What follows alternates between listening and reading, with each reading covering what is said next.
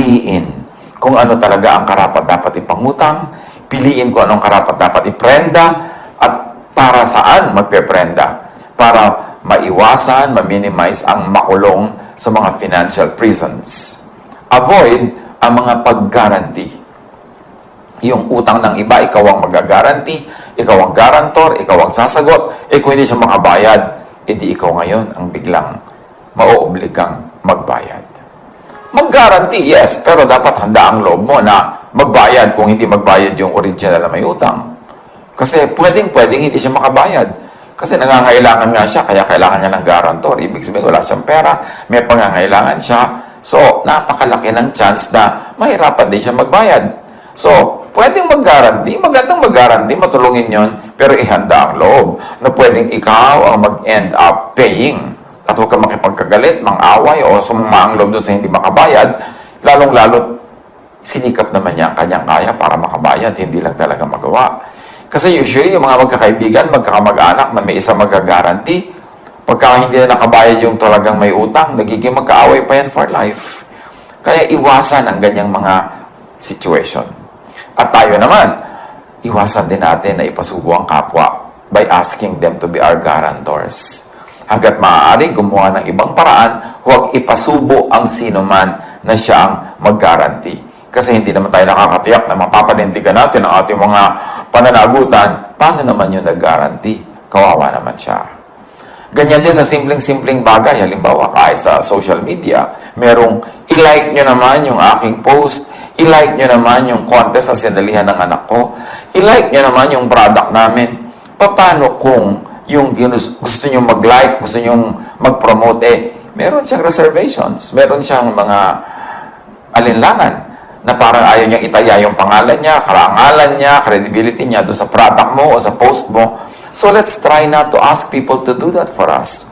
Kasi kung gusto naman nila na mag-guarantee, gusto naman nila na mag-like, mag-promote, mag-endorse, ipaalam lang natin na meron tayong ganong sitwasyon, bahala sila mag-decide kung gusto nila. But don't ask. Kasi mga tao, kuminsan hindi lang makatanggi, pero sumasama loob o naiinis sa atin when we ask them to be guarantors or to be endorsers or to promote whatever we are promoting. Meron naman talagang maninindigan, ayaw nilang itaya yung pangalan nila o credibility nila. Magtatampo tayo, magagalit, masisira ang mga relationship. Avoid yung mga ganyang uri ng pang-aabala sa kapwa para yung naitayo natin at buong friendships, relationships, huwag malagay sa peligro. Proverbs 22:26-27. Do not be one who shakes hands in pledge or puts up security for debts. If you lack the means to pay, your very bed will be snatched from under you. So, iwasan daw, huwag maging garantor. Kasi pagka yung ginarantihan mo hindi nakabayad at ikaw din walang maibayad, pati kahuli-hulihan mo sa plot daw sa katawan, maring mahubad sa iyo, pambayad. Pati hinihigan mong kama, hilahin at ipambayad sa iyong utang. Your very body, your very freedom will be snatched from under you if you have to pay for someone else's debt. So, may mga tao dahil sila ay nag-guarantee o dahil sila yung nangutang, tali sa employment, sa employer o sa work. Very, very recently, I have been communicating with someone na talaga namang ako'y nakikiramay at nakikiisa sa kanilang hirap na dinadala. Siya ay nagtatrabaho abroad, meron siyang very close family relation na merong malubhang-malubhang sakit, gustong-gusto niyang alagaan, hindi niya magawa. Bakit? Kasi marami silang utang. Nakatali siya sa utang na kailangan nilang bayaran, ibigin naman niyang umuwi para mag-alaga ng mahal sa buhay na malubha ang kalagayan, hindi niya magawa. Hating-hati ang loob niya, ang lungkot-lungkot niya, natural, stress na stress. Kasi meron silang pinasok na bayarin. Hindi naman natin sinisisi na may pinasok silang bayarin. Hindi natin alam kung bakit kailangan nilang gawin yun. Pero dahil doon, yun ang point ko, hindi ka malaya. Hindi sa iyo ang oras mo. Hindi sa iyo ang katawan mo. Dahil kailangan mong ibayad sa pagtatrabaho, ang iyong oras, ang iyong labor, ang iyong skill, at yung very physical presence. Kaya, nagiging kulungan ang financial liability. Nawawalan ka ng kalayaan. Na gusto naman ng Diyos na dapat ay tinatamasa natin. But because of natural law, and because of what we do, because of cause and effect, lahat ng ginagawa natin may consequence. At kung minsan yung kalayaan natin ang natataya, yun ang nawawala, yun ang naiilit dahil tayo ay may utang. At tayo naman, tulad nga ng binanggit natin, be considerate. Try to not enlist guarantors. Try to not borrow from people. Siyempre, mga tao nagsikap yan para makapag-save. O nagsasave sila dahil may pinaglalaanan, may plano, may gustong gawin. O kung wala man, gusto lang nila may savings sila para meron silang peace of mind. Tapos uutangin natin, hihiramin natin, gagawin natin silang guarantor. Tapos sila pa ang magbabayad. There is someone I know, a very, very good person, na nag-guarantee siya ng mga loan ng mga people who are also very, very good friends. Mga mabubuting kapitbahay. Pero ano nangyari? Namatay ang taong ito na guarantor na merong face value, meron siyang character loan na pwedeng gawin nung araw, may mga ganyan. Anong ginawa nung original na utang? Hindi siya nakabayad. Hindi ko alam kung hindi siya nakabayad o hindi siya nagbayad, pero ang ending, yung naiiwang mga tagapagmana nitong namatay, na konting-konti lang naman ang minana, they ended up selling some of their properties, real estate, para bayaran yung utang na ginaranti nung namatay na kapamilya nila. Imbes may mamana sila, nawala pa. At sino ngayon ang nakinabang doon? Hindi siyempre yung umutang na hindi nagbayad kasi hindi naman siya yung siningil dahil yung guarantor ang siningil. At sa ating mga kamag-anak, sa mga miyembro ng pamilya, yung mga tinatawag na dependents, help your breadwinner to not get into debt. Tulungan nyo na huwag siyang kailangang mangutang sa pamamagitan ng kung ang iyong breadwinner ay nag-iisa lang. Ang mga members ng family, dapat umimbento ng paraan para kumita. Sa dinami-rami ng pwedeng isell online. Bakit inuubos sa mga oras, sa mga games, sa mga walang kwentang daldalan, kwentuhan, at kuminsan pakikipag-away pa, o pag-display ng kinakain, o ng pasyal, o ng damit, o ng gadget, samantalang the same time could be used for business, to sell something, to earn. So kung meron kayong breadwinner, huwag namang kaisa-isang siya na lamang ang nagbabalikat, nagdadala ng lahat ng gastos, lahat siya hanggang dental floss mo, siya talaga ang magbabayad, no? Hanggang lahat ng load mo sa phone, yan talaga yung tatay mo o nanay mo magbabayad. Dapat tumulong tayo, may invento tayo ng income. Pagka we are old enough and healthy enough to spend, therefore we are old enough and healthy enough to earn. Tulungan nating huwag mabaon sa utang ang ating mga breadwinners, at kung nagkaroon na nga ng utang, tulungan natin to pay debts by saving, by conserving, by not asking for unnecessary things, para yung mga konting kinikita nila maibayad agad sa utang at lumaya sa pagkakautang. Kaya kung may utang, bayaran agad. Basta kaya, hanggang kaya. Bakit naman kasi yung mga iba napakabilis mangutang, magaling mangutang, pero pag bayaran na ang tagal, halos ayaw bitawan ng pera kahit nagkakapera na. Kahit may pambayad na, partially or fully, pag oras na ng bayaran, ayaw nang bitawan yung pera. Siyempre kasi you feel empowered pag may hawak ang pera. Pero tatandaan natin, kung tayo ay may utang, yung perang hawak natin ay hindi atin. Dapat yun, agad-agad pumunta sa pinagkakautangan natin. We should reward those who lend to us, those who help us in times of need, not punish them by one, borrowing from them and making them stressful, making them worry, and two, by not paying on time, or not paying fully. Pag tinulungan ka ng kapwa sa panahon ng pangangailangan, pinahiram ka, dapat nagkakandarapa ka magbayad. Kung meron ka ng konti, ibayad mo na uli para kumukonti yung balance, at siya naman, tumatahimik ang loob niya. Napapatunayan mong willing ka naman talaga magbayad. At nagagamit na rin niya kahit partially yung pera ipinahiram niya sa'yo. Dapat lahat lumalaya. Dapat lumalaya yung nangutang, pero dapat mahalaga rin palayain yung nagpautang. Proverbs 22:7, the rich rule over the poor, and the borrower is slave to the lender. Isang malaking dahilan kung bakit dapat tayong lumaya agad sa pagkakautang, para tayo'y hindi sunod-sunuran, api-apihan sa mga nagpapautang sa atin. Para kung gusto nating mag-alaga ng mahal natin sa buhay, gusto nating merong gawin, merong unahin, pwede, hindi yung wala kang choice. Papasok ka sa trabaho kasi nakabaon ka sa utang o yung kikitain mo, may commitment na napupuntang babayarin. So mahalaga, huwag tayong maging slave to the employer and slave to the lender. And the only way to do that is to be financially independent, to be financially free and viable. Romans 13:7-8. Give to everyone what you owe them. If you owe taxes, pay taxes. If revenue, then revenue. If respect, then respect. If honor, then honor. And if I may add, if utang, then utang. Bayaran ang utang. Ano man ang ating utang, bayaran. Kung yun man ay utang na loob, yun man ay utang na pera, yun ay utang na oras, bayaran. Kung may restrictive arrangement, kumawala agad. Halimbawa, may credit card ka, ginamit mo, kailangan bayaran mo agad yan. At ang hanggat kaya, unahing bayaran ng buo. Kasi mga credit card, meron niyang paniningil. Sasabihin, this is your utang, X. Pero ang pwede mo lang minimum ibayad, Y. No? Letter Y. Pwedeng kapraso lang ibayad mo. Ang totoo, gustong-gusto ng mga credit card companies yun, na kapraso lang ibayad mo. Bakit? Kikita sila ng interest. Doon talaga sila kumikita pagka hindi ka makabayad. Kasi araw-araw, bawat inhale, bawat exhale mo, nadadagdagan na interest.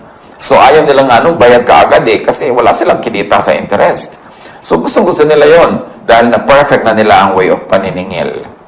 Kaya siguradong in the end, sila magwawagi. Kaya kailangan bayaran mo na lang agad. Yung iba, may pambayad naman sana, pero yung minimum lang ang babayaran, yun na naman pera nila, gagamitin nila sa iba. Pero tatandaan nyo, mga kapatid, pag may utang, bayaran agad.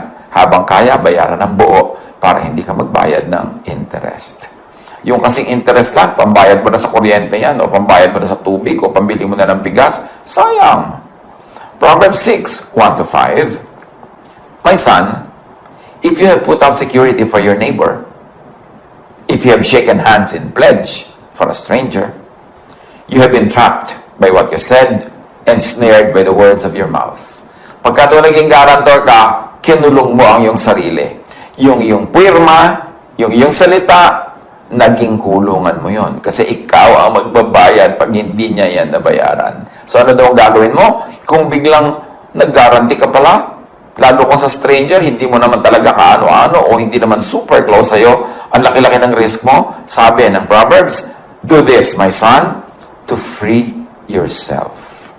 Since you have fallen into your neighbor's hands, go to the point of exhaustion and give your neighbor no rest. Allow no sleep to your eyes, no slumber to your eyelids. Sabi ko nun, pagka ikaw ay napasubo, nag-guarantee, o kaya ay may utang ka, at malaki ang bayarin, lalo't malaki ang interest, gamitin mo lahat ng lakas mo, huwag kang matulog, huwag kang magpahinga, huwag mo ring patulugin yung pinagkautangan mo o yung humingi sa'yo ng guarantee. Sabi ko nun, huwag kang magpahinga. Kailangan kumawala ka agad. Free yourself like a gazelle from the hand of a hunter, like a bird from the snare of a fowler.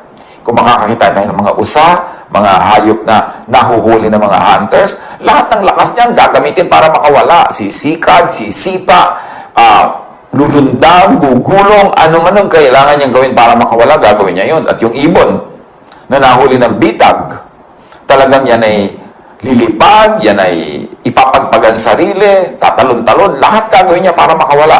Yun daw ang gawin mo. Kung ikaw ay naging garantor, kumawala ka. At kung ikaw may utang, kumawala ka. And the only way na makawala dyan, magbayad. At huwag mo nang tagalan ng pagkakatali mo, ang pagkakaalipin mo, bayaran mo na agad para free ka na. Dahil kung hindi ka magbayad agad, lumalaki ang interest, mas humahaba ang iyong imprisonment. So, be financially independent. Be financially self-reliant.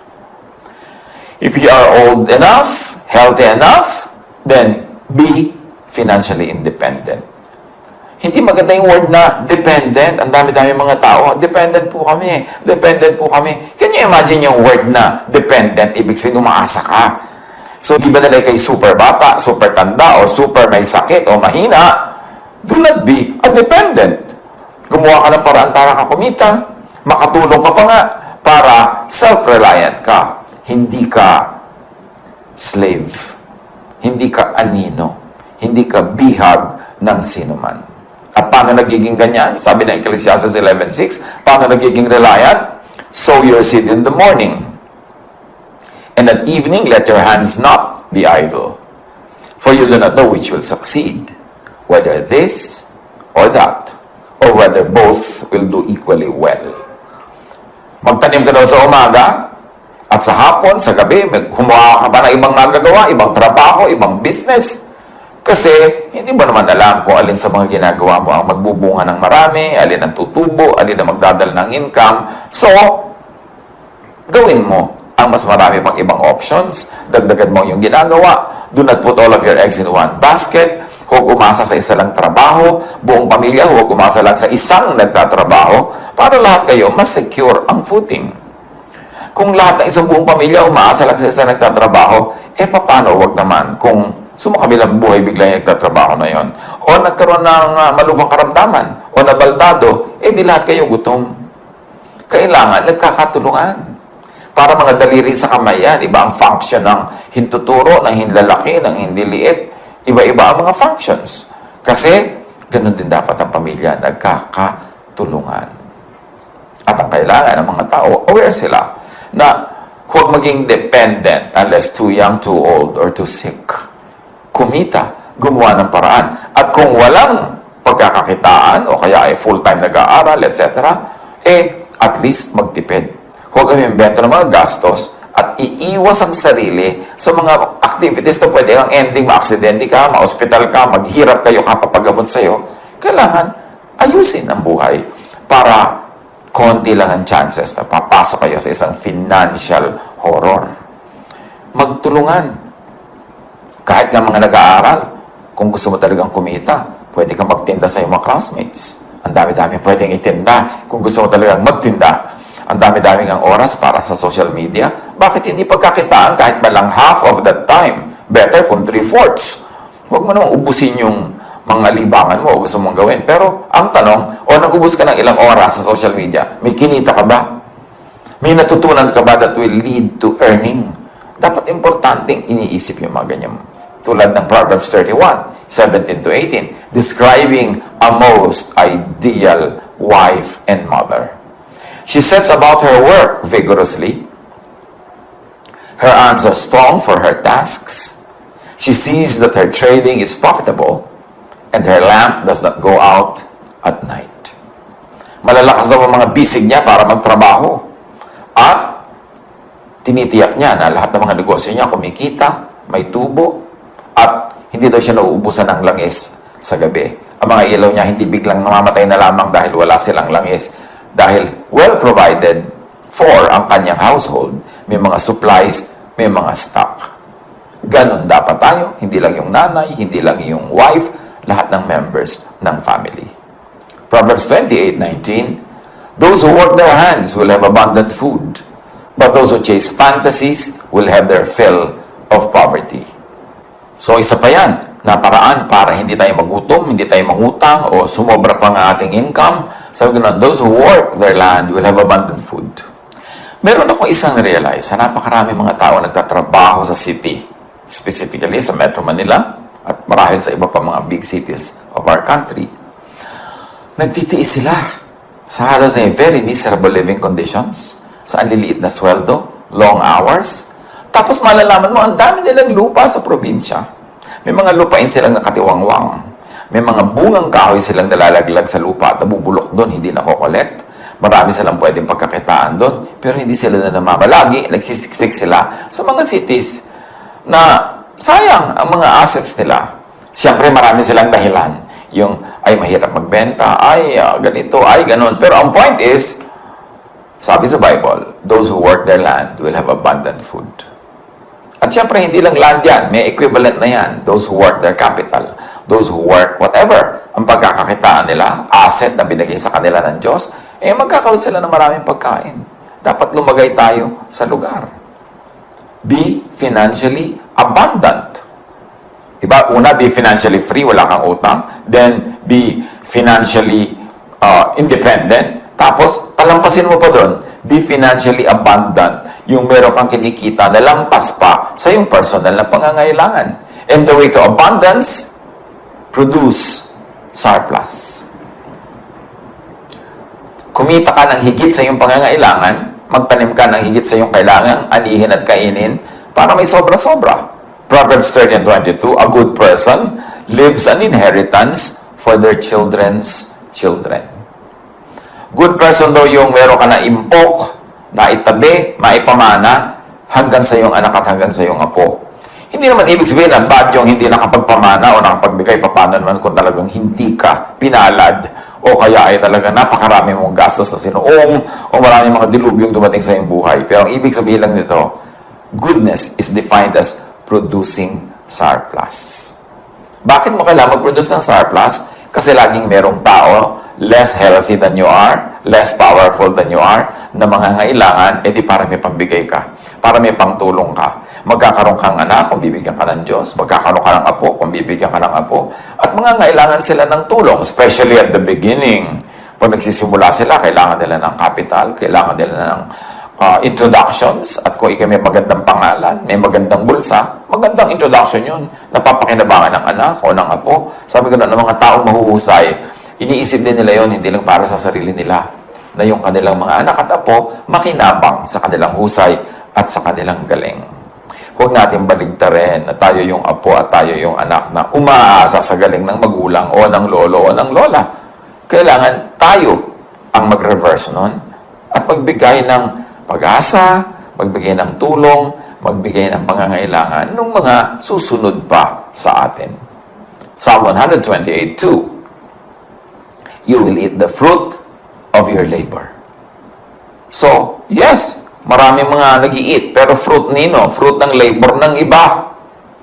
You will eat the fruit of your labor, blessings and prosperity will be yours. So, ano ang blessedness dito? Production.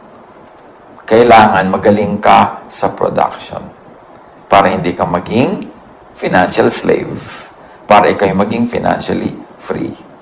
Proverbs 21:20, the wise store up choice food and olive oil, but fools gulp theirs down. So ano dito ang goodness? Ano magandang gawin? Conservation. Yung mga matatalino daw, marunong mag-imbak, marunong mag-pacing ng kanilang paggamit, marunong mag-spacing ng kanilang consumption, hindi na uubusan hanggang nagkakaroon uli ng kapalit. Pero yun daw mga hangal, nilalaklak nila agad kung ano man ang meron sila, so ubos agad. Psalm 15:5, who lends money to the poor without interest? Who does not accept a bribe against the innocent? Whoever does these things will never be shaken. Pagka daw ikaw ay nagpapautang sa nangangailangan nang hindi mo pinapatawan ng interes, ibig sabihin, hindi ka nagsasamantala sa pangangailangan ng kapwa, lalo kung mapera ka naman, aanin mo pa yung interest. At kung ikaw daw ay hindi tumatanggap ng suhol laban sa kaso ng mga walang sala, ang mga gumagawa niyan ay magiging matatag, di sila matitinag. Psalm 112:5, good will come to those who are generous and lend freely, who conduct their affairs with justice. In other words, ano ang paraan dito para maging financially free? Di ba yung una, production, and then conservation. Ngayon, goodness, kindness to the needy. Meron din siyang ginagawang mabuti sa'yo, nagiging productive ka, nabe-bless ka, you become financially free and independent. Why? Because everything we do in the universe has consequences. At ang mga ginagawa nating mabuti ay may bunga. Lalo kabutihan sa mga kawawa, sa mga kapuspalad, at sa mga maralita. Sabi ng Ecclesiastes 7:12, money is a shelter. Silungan ang pera. Muog, bahay, sandalan, dingding, pader, bakod. Money is a shelter. Ecclesiastes 10:19, money is the answer for everything. Marami kasi mga religious people, akala mo naman they really hate money para hindi sila mahilig sa pera. Pero ang point, hindi naman tayo pinagbabawalan na gumawa ng pera, mag-impok ng pera, ng sobra-sobrang pera, kasi maraming buting magagawa ang mga sobrang yan. Ang sinasabi lang, do not love money above God or above other people or above your own soul. But do make money and value money. Proverbs 31:25, ang babae daw na magaling magtrabaho, masipag, marunong, may abilidad, she is clothed with strength and dignity. Ibig sabihin, may pera. She can laugh at the days to come. Ibig sabihin, secure. So, work to earn and conserve money. Save money. Live within your means. Sabi na matatanda, habang maiksi ang kumot, matutong mamaluktot. Pagkasyahin mo ang sarili mo sa 1 square foot na kumot o 1 square meter na kumot. Kung talaga yun lang ang kumot, live within your means. Borrow only for life and death needs. Don't borrow money para mag-party, para bumili ng bagong damit, para bumili ng bagong gadget, lalo't hindi naman panghanap buhay yung gadget. Don't borrow money for mga reparations and mga improvement ng bahay na hindi naman necessary. Hindi naman dahil tumutuloy yung bubong o lumulubog ka sa baha o nakikita ka na ng neighbor dahil wala kang dingding. Piliin ang mga paraan kung kailan lang talaga kailangan manghiram. Kasi nga, the borrower is a slave to the lender. At kung tayo naman ang may resources, tayo yung nilalapitan at kaya naman natin lend freely. Huwag na tayo mag-charge ng interest hanggat maaari. Bakit? Kaya nga nanghihiram yung mga tao dahil gipit. Tapos papatawan mo pa ng sobrang interest. E di para mo rin silang sinakal. Pinayagan mo lang huminga sila sandali, pero sasakalin mo na naman uli sa yung sobrang interest. At yung mga may utang, nangutang, pay soonest. Be responsible. Tinulungan ka ng tao umutang sa'yo. The first moment na may pera ka, basta kaya mo, meron ka ng basic na kakainin mo, mga pangangailangan mo sa buhay, ibayad mo na agad yung iba. Para huwag naman siya mag-alala, huwag siya madala, and to be fair, para magkaroon na rin siya ng peace of mind. And pay cash completely. Pagka meron kang utang, lalo credit card, cash mo bayaran. Ibig sabihin yung buo, hindi kulang, hindi installment, basta kaya mo. Or save first. Importante. Pagka meron kang gustong bilhin, mas maganda sana hindi yung installment kasi meron yung financing. May interest yun. Kung kaya mo naman magtiis, maghintay-hintay, mag-save ka muna pag nabuo mo na yung pera at saka ka bumili ng bibilin mo, mas mura pag cash kaysa sa installment. Lalo kung hindi ka makabayad sa installment, nagkakaroon pa yan ng interest. Avoid paying interests. Sayang yung pera. Pangkain mo na, pambili mo na ng kailangan, napunta pa sa interest. And pay hulugan only when you are ready na ma-forfeit ang inihuhulog. Halimbawa, kukuha ka ng hulugan, tapos kumisan may mga balloon payments yan sa dulo, pumasok ka lang sa ganyang arrangement kung handa kang pagdating ng dulo na wala kang pang balloon payment, mawala yung hinulog mo, ma-forfeit at hindi na matutuloy ang bilihan. Pero kung everything mo, yung ihuhulog mo, tapos hindi ka sure doon sa malaking balloon payment sa dulo, paano kung wala kang ganong pera pagdating ng singilan? Mababali, wala. Mareremata yung napakalaking portion ng ibinayad mo. Magka-refund ka man ang liit. Ganyan sa mga kondo, ganyan sa cash, at gusto mo na ma-enjoy yung bagay na yon, maging willing ka lang na mawala yan sa dulo pag hindi mo kayang bayaran yung balloon payment, yung last trench ng bayaran. Pag handa ang loob mo doon, hindi masyadong sasama ang loob mo, mawala man yon. At kung ikaw naman yung nagpapahulog, kung kaya mo naman, hindi mo naman ikakagutom mo, ikakamatay, huwag mang forfeit. Huwag mang ilit, huwag mang remata. Yung nagsangla na nga yung tao sa'yo ng mahalagang bagay. Kung motorsiklo yun o tricycle, panghanap buhay, sinangla sa'yo, tapos hindi makabayad, ifo-forfeit mo pa, lalo na siyang nawala ng hanap buhay, hindi na siya makaka-recover.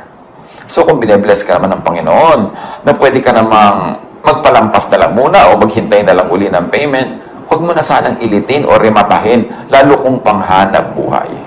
Para yung kapwa natin makarecover. Yan ang ibig ng Panginoon sa ating buhay. maging mabait, maging mabuti. Yan ang high religion. Yan ang mga best theologies. Kasi yung mga anong pinag-aaway-awayan ng mga theologian sa kapwa, what's the point? So be free. Especially at times, you need the most to be free. Kung kailangan mo ng oras mo para magmahal, para mag-alaga, nawa free ka. Hindi ka nakatali sa trabaho. Hindi ka nakakulong. Kasi wala kang utang, wala kang pananagutan, at meron ka naman kahit konting na-save. So, kailangan mong huwag magtrabaho, huwag pumasok, ay magagawa mo para gawin mo kung ano yung pinakakailangan at pinakagusto mong gawin sa oras na yun. Siyempre, may mga mag-iisip at magsasabing easier said than done, yung mga sinasabi natin na yan. Pero anong gusto nyo ipayo ko sa inyo? Sige, mangutang kayo. Sige, magpakalubog kayo sa utang. Sige, manuba kayo. Siyempre, ipapayo natin yung nakaayon sa mga katuruan ni Jesus. Mga nababasa nating magagandang katuruan sa Biblia na pag sinala mo sa Jesus filter, pasado. So, pwede nating apply in all times, in all places, in all situations. At yan, ang pinakamabuting gawin. Reviewin natin na ganito mga aral. Maraming mga tao, they get into cycles of debts because of their habits. Ang hilig lang talaga mangutang kahit hindi kailangan. Tapos ang hilig hindi magbayad. Tapos buhol-buhol ang utang. Tapos, somebody has to pay. Sila o mahal nila sa buhay. Pag-isip-isipan natin yan. Marami tayong ginagawa. Bunga rin ang mga itinanim natin kahapon, last week, last month, last year, 10 years ago. Kasi ang itinanim, inaani. Kung patuloy tayo nagdarahop, meron tayong itinatanim na ang ani, karalitaan. Palitan natin ang tanim. Palitan natin ang ating paraan ng pag-iisip at pamumuhay para mapalitan ang ating buhay. Kung meron kang gustong baguhin sa iyong buhay, dapat may baguhin kasi yung pag-iisip. Kasi ang buhay natin ay bunga lang ng kung paano tayo mag-isip. Kaya sabi sa Romans 12:2, be changed by the renewing of your mind, so that you will be able to prove the perfect will of God. In so many words, that's what it is saying. So, kung meron tayong gustong magbago sa ating buhay, magbago tayo ng pag-iisip, ng ugali, ng asal at habits. Kung gusto nating mabago, makatakas tayo sa kahirapan, palitan natin ang mga habits that keep us poor or make us poor. Pag-aralan, pagbulay-bulayan, at nawa, umasenso kayo mga pamangkin, mga mahal ko mga pamangkin, kumita kayo ng higit sa inyong pangangailangan, mag-umapaw ang inyong mga pera, at mag-umapaw ang inyong mga charities, ang inyong mga good work, social work,